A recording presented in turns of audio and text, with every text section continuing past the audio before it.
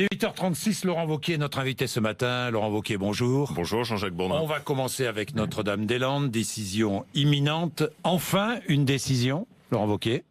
Monsieur Bourdin, moi j'ai une question ce matin. Ah bon? Non, pas pour moi. Hein. Non, pas question pour vous. À qui? Au gouvernement Oui. et au président de la République. Combien est-ce que ça va coûter aux Français? Quoi? L'évacuation et le renoncement de Notre-Dame-des-Landes. Et je demande que le président de la République et le gouvernement informent clairement les Français et fassent la transparence sur ce que ça va coûter. Quand je dis ça, à quoi je pense?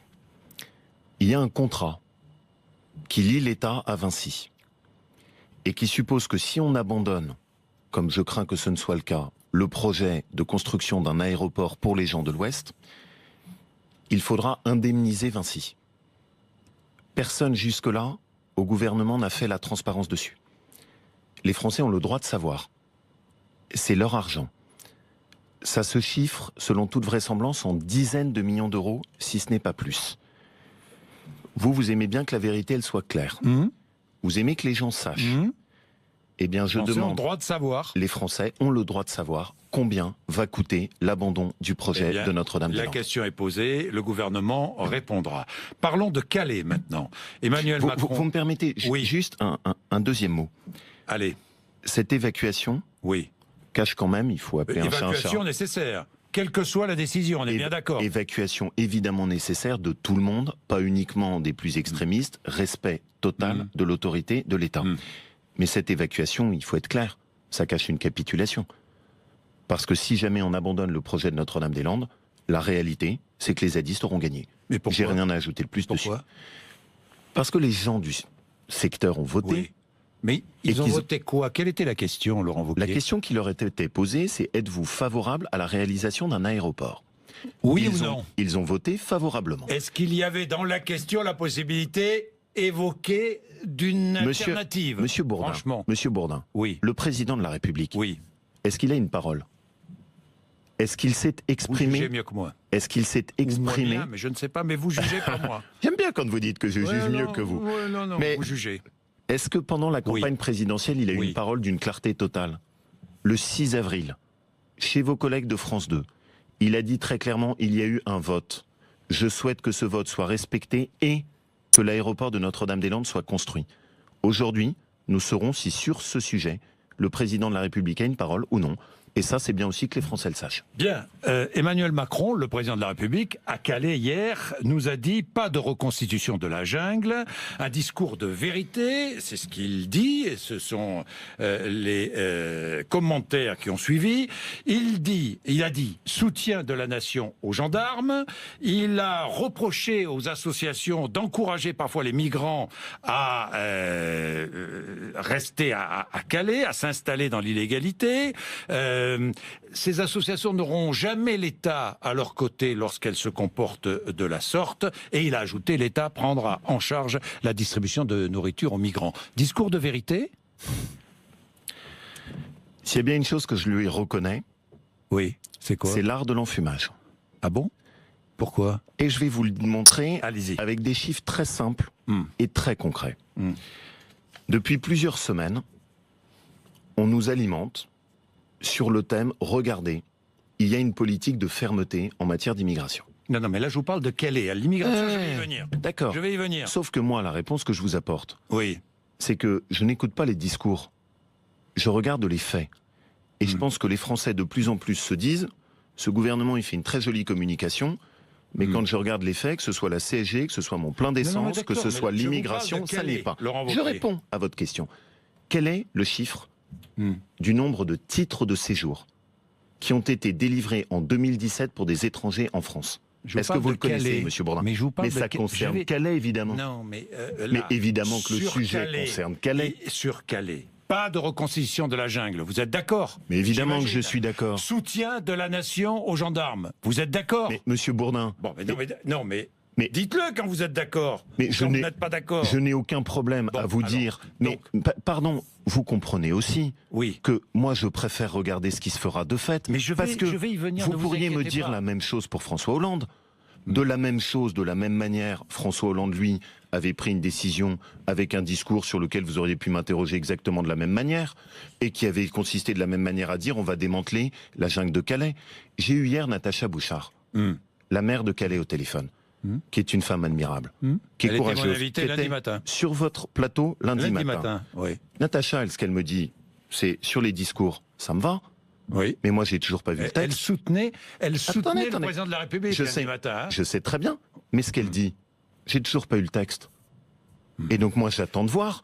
Bon. Les discours sont sympathiques, Bon, alors mais vous Natacha, attendez ça de fait voir. longtemps qu'elle a eu des beaux discours. Bon. Ce qu'elle attend, c'est des faits. Bon, parlons justement du projet de loi immigration-asile. On est bien d'accord. Fermeté et humanisme, répète Emmanuel Macron. Ça vous va ou pas? Fermeté et humanisme. Il n'y a pas.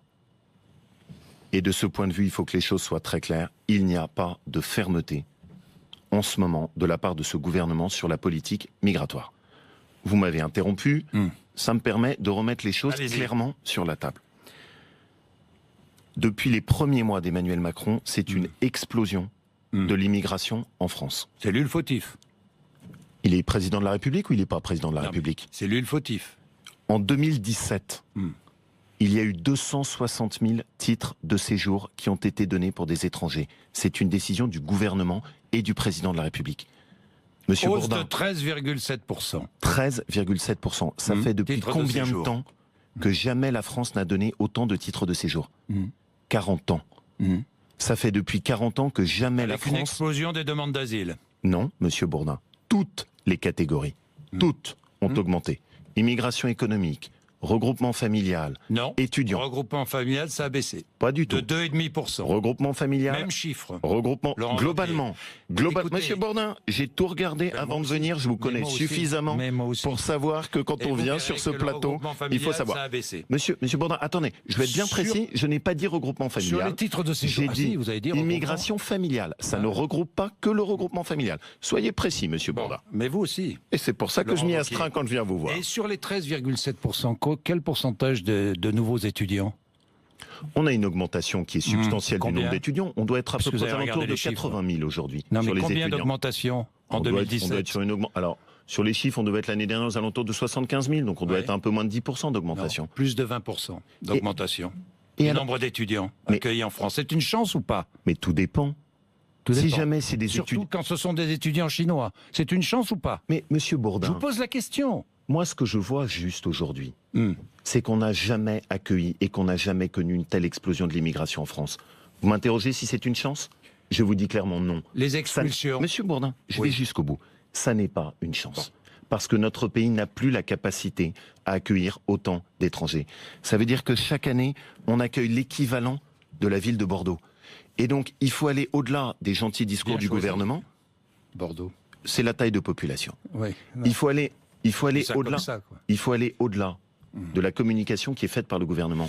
Il traite le droit d'asile. C'est combien de personnes le droit d'asile? Attendez, Monsieur plus de Bourdin, 100 000 c'est en combien? 2017. Pas du tout. Plus de 100 000. Pas du tout. Hmm. Quel est le nombre de titres de séjour qui ont été donnés à des étrangers au titre du droit d'asile? 40 000. Ça veut dire que quand Parce qu'il y a des les déboutés, Français ouais.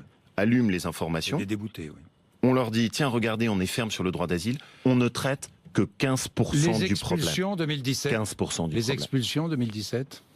En augmentation, Combien? c'est vrai, de 15%. Hmm Mais ça fait combien, monsieur Bourdin? Non, je. Bah, vous me Bon, posez bah, une les question, chiffres. je vous la pose. Bah oui. Ça fait combien? Non, mais. Ça fait combien? Mais c'est à vous, mais je ne sais pas. 15% d'expulsions. Bah, vous en m'avez plus. posé la question, Oui, ouais, alors, je vous la oui, retourne. Oui. Ça fait Ouais. plus de 1000. Oui. Ça veut dire que l'augmentation de 15% des retours à la frontière, c'est à peine 2000 personnes. L'augmentation du nombre d'étrangers auxquels on a donné un titre de séjour, c'est 32 000. Donc je le répète avec la plus grande clarté, il n'y a pas de fermeté Bon. en matière de politique Alors vous migratoire. allez me dire ce que vous feriez, vous, si vous étiez président de la République. Le droit d'asile. Bon, évidemment, vous gardez le droit d'asile, on est bien d'accord. L'accélération plus rapide Mais, ça, des dossiers. Vous me permettez de répondre quand même? Oui. Vous gardez le droit d'asile? Vous me permettez Oui. de répondre? Oui. Sur les personnes auxquelles il n'est pas reconnu un droit à rester sur le territoire français, quel est le pourcentage de reconduite à la frontière? Même pas 10%. Le sujet, c'est pas de faire une nouvelle loi. Le sujet, c'est d'appliquer la loi. Le sujet, c'est de faire en sorte que quand quelqu'un est venu irrégulièrement sur le territoire français, que la justice lui a dit « Vous ne venez pas d'un pays en danger. Vous n'êtes pas vous-même en danger. Vous devez quitter la France c'est appliquer la loi. Bon, et ça n'est jamais fait. Bon, jamais le fait. droit d'asile, vous maintenez le droit d'asile tel qu'il est. Monsieur Bourdin, je vois très bien où vous voulez aller. Mais non, et je vais vous répondre. Il y a deux sujets majeurs dans le texte, le projet de loi futur du gouvernement. Un, vous l'avez vu, l'accélération de l'examen des dossiers de ceux qui sont en demande d'asile. Là, vous êtes favorable, j'imagine. Moi, ce que je souhaite, oui ou non? Ce que je souhaite, et je vous réponds, c'est qu'il y ait un débat au Parlement qui permette de traiter l'ensemble. Non, qui permette de traiter l'ensemble de la question migratoire. Là, le débat au Parlement qu'on nous propose... Je vous pose une question, répondez-moi. Est-ce que vous êtes favorable à l'accélération de l'examen des dossiers? Monsieur Bourdin, oui. Évidemment que je suis favorable à... Non, attendez, parce que je vous connais. Vous tronçonnez le sujet en petites tranches de salami, et après vous me dites, mais vous voyez bien, on est tous d'accord. C'est pas vrai. Je vais vous dire pourquoi. Parce qu'aujourd'hui, le problème, c'est juste de faire appliquer la loi. La deuxième chose que je vous dis très clairement, c'est que ce que j'attends, c'est que le gouvernement nous dise, lui, clairement, combien est-ce qu'il accepte d'accueillir d'étrangers en France chaque année. Et ça, il n'y a aucun chiffre qui est donné. Est-ce que quand vous les interrogez, vous êtes capable de leur faire dire combien est-ce que vous voulez accueillir d'étrangers en France chaque année? Moi, ce que je veux, c'est un débat au Parlement qui permette chaque année de décider combien est-ce que les Français sont prêts à accueillir d'étrangers. Parce qu'aujourd'hui, ça n'est pas aux passeurs de décider combien est-ce qu'on accueille d'étrangers, c'est aux Français de le décider. Et ce débat doit avoir lieu au Parlement. Le péché, c'est de laisser nos peurs déterminer nos réponses, conditionner nos choix, compromettre le respect et la générosité, alimenter la haine et le refus. Le péché, c'est de renoncer à la rencontre avec l'autre. Est-ce que vous partagez ces mots? Le péché. Du pape François. Le péché. Vous partagez ces mots ou pas? Le péché, là encore, le pape s'exprime en défendant ce qu'est sa vision d'un homme chrétien. Il ne veut pas de tri. Le pape. Mais je le comprends très bien, c'est sa position de pape. Moi, je suis un politique. On ne fait pas le tri dans la fragilité de la vie, dit-il. Moi, monsieur Bourdin, mon devoir, c'est de dire qu'il n'y a pas d'humanité, il n'y a pas de dignité à accueillir des gens auxquels on n'est pas capable d'offrir une insertion correcte dans un pays qui a de telles difficultés que le nôtre. Mon devoir, c'est de dire qu'aujourd'hui, les capacités d'intégration de la France sont dépassées. Et que quand on accueille autant d'étrangers chaque année, on n'arrive plus à lutter contre le communautarisme et faire en sorte que notre société continue à intégrer. Voilà. Je ne suis pas pape, ça ne vous a pas échappé. Par contre, je suis élu de la République. Je suis élu de la République. Et mon devoir, c'est de dire ce que je vois sur le terrain. Et de dire aussi stop. Le gouvernement, là, nous amuse avec uniquement un débat sur un tout petit sujet qui fait 40 000 personnes sur 260 000. Moi, ce que je demande, c'est qu'on mette sur la table l'ensemble de la politique migratoire. Et qu'on dise clairement, comme je le dis, que l'immigration... Le recensement dans les centres d'hébergement, vous êtes d'accord, j'imagine. Et que l'on dise très clairement, monsieur Bourdin, que l'immigration doit être réduite au strict minimum. Vous ne demandez pas le retrait de cette circulaire? Mais, monsieur Bourdin, oui. C'est encore une fois, je voudrais bien que vous compreniez mon attitude. Oui, non, mais je vous Mon pose attitude, une question, c'est de faire en sorte de dire aux Français ce que je vois et ce qui se passe vraiment. De faire en sorte qu'on ne s'en tienne pas aux jolies communications et propagandes gouvernementales sur les textes, mais qu'on regarde les faits. Vous n'est pas très appréciée, hein, vous l'avez vu, cette circulaire. Mais, monsieur Bourdin, vous m'interrogez sur la circulaire. Oui. C'est assez amusant. Vous aimez ici, vous, les chiffres. Oui. Vous devriez plutôt matin, midi et soir dire, mais enfin, dans le même temps où ils prétendent avoir une politique de fermeté, comment est-il possible que la France accueille autant d'étrangers cette année? C'est l'exact inverse de ce qu'ils font. Et ce que je viens dire ce matin sur votre plateau, c'est que peut-être que la communication est très habile, peut-être que l'enfumage est très habile, mais la réalité, elle est là, la tête dure. Et cette réalité, c'est la vie quotidienne de ceux qui nous écoutent. L'Europe est menacée d'envahissement? Ce qu'il y a de très clair. Est-ce que l'Europe est menacée d'envahissement? J'aime pas ces termes. Bah non, vous les emplois. Oui, c'est pour ça que je vous le dis, pas moi. J'aime pas l'idée d'envahissement, j'aime pas l'idée d'invasion. Parce que je préfère que les choses soient simplement dites, mais fermement.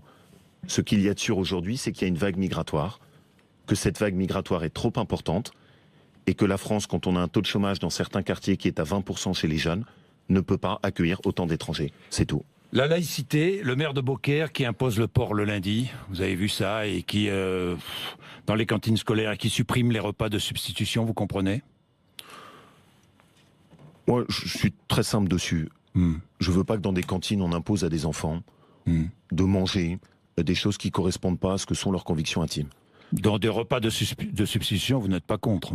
Par contre, ce que je préfère, et c'est le fonctionnement qu'on a parfois dans certains clubs de sport, c'est sans se poser de questions, sans demander à chacun de cocher une case, est-ce que vous êtes musulman, est-ce que vous n'êtes pas musulman. On met sandwich Juif, au jambon, pas juif. on met sandwich au fromage, et puis chacun Donc choisit. repas de substitution, on met 2 repas et chachacun choisit. Non, ce que je ne veux pas, et ça je le dis, parce que ça pour moi c'est la démission de la République, c'est qu'au début de l'année on coche la case en disant je suis musulman, je suis juif, je suis chrétien, je suis rien du tout, et du coup il faut que la cantine s'adapte à moi. Ça j'aime pas. Moi ce que je préfère c'est le système, le vendredi vous avez le choix, il y a du poisson, il y a de la viande, vous pouvez manger ce que vous voulez. Bien. C'est assez simple. Vous n'aimez pas Emmanuel Macron, pourquoi est-ce que vous ne l'aimez pas? Je sens que vous ne l'aimez pas. Vous savez Monsieur Bourdin, Non mais c'est Monsieur Bourdin, Oui. vous savez, votre question elle est extraordinaire. Oui, pourquoi? C'est vrai, c'est très étonnant. Non, Comment mais- quelqu'un en France peut ne pas s'esbaudir. Mais c'est pas pour Ah, ça, mais je vous attendez, demande, vous- vous, à titre Attendez, personnel. je- Alors allez-y. C'est comment quelqu'un en France peut oser Oui. ne pas s'esbaudir matin, midi et soir sur ce que fait le président de la République. Qui c'est ce body? Parfois, moi, quand j'écoute, quand je lis, quand je regarde, j'ai l'impression que toute la France serait sommée de dire tous les jours c'est extraordinaire. Moi, j'ai pas cette impression-là. Eh bien, mais je vais vous donner un exemple de ce que je n'aime pas. Oui. Ce que je n'aime pas, c'est ce qu'on est en train de faire au pouvoir d'achat des Français. Ce que je n'aime pas, c'est ce qu'on est en train de faire au portefeuille des classes moyennes. Ce que je n'aime pas, c'est que ce président de la République augmente massivement la CSG ce mois-ci. Ce que je n'aime pas, c'est que dans le même temps où on a supprimé l'ISF, il n'y a eu aucun geste sur l'impôt sur le revenu et qu'il y ait une augmentation très forte de la CSG. Ce que je n'aime pas, c'est que ceux qui nous écoutent et qui vont travailler tous les matins en payant leur plein d'essence se sont pris une augmentation de 10% du plein d'essence ce mois de janvier, ce qui représente sur un plein de 60 € une augmentation par exemple sur le gasoil qui peut aller jusqu'à 6 €. Ce que je n'aime pas pour finir, Oui. c'est que des retraités qui ont par exemple une retraite de 1 000 €. On va prendre, vous aimez les cas concrets, un couple qui a moins de 65 ans, où chacun des deux touche une retraite autour de 1 000 €. Allez, mettons une retraite de 950 € pour l'un, 1 025 € pour l'autre. Ils vont avoir une augmentation de CSG cette année qui va leur prendre 430 € Mais plus d'augmentation d'attaque d'habitation, de un peu. CSG. Retraités, 430 € d'augmentation de CSG. Vous trouvez que vous êtes à l'aise quand on a 1 000 € de retraite, Monsieur Bourdin? Et le président de la République nous a expliqué que ça, c'était des retraités aisés.